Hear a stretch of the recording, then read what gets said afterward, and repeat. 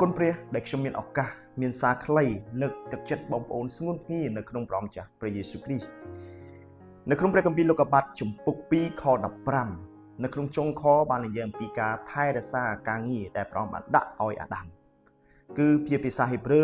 ថា Shama គឺមានន័យថាថែរក្សាប្រយ័ត្នកុំខ្ជិលស្មោះត្រង់នោះហៅថា Shama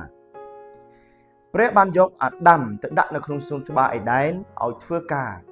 ងារបម្រើថ្វាយបង្គំនិងថែរក្សាអ្នកខ្លះគិតថាសួនច្បារអេដែនមិនចាំបាច់ធ្វើការយើងញ៉ាំសម្រាកដេកស្រួលបានហើយនោះគឺជារឿងកុនដែលគេសម្ដែងអញ្ចឹងមែនបងប្អូនទាំងគ្នាសូមផ្ដោតសូមមើលទៅក្នុងសួនច្បារអេដែនមិនមែនសម្រាប់មនុស្សខ្ជិលទេគឺសម្រាប់មនុស្សឧស្សាហ៍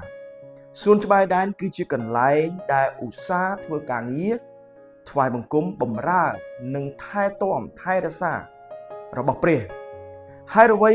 បានជាព្រះយកអាដាមអេវ៉ាទៅដាក់នៅក្នុងសួនច្បារអេដែនឲ្យគ្រប់គ្រងឲ្យថែរក្សាតែបើពួកគេមិនបានថែរក្សាមិនបានយកចិត្តទុកដាក់ធ្វើការងារនោះទេ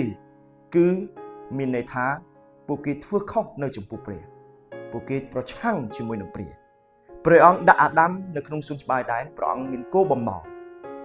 គឺឲ្យគាត់រក្សាបម្រើថ្វាយបង្គំដោយអំណរដូច្នេះបងប្អូនទាំងអស់គ្នាយើងត្រូវមានសេចក្តីអំណរនៅពេលដែលយើងបានការងារបម្រើព្រះអាមែនអរគុណព្រះ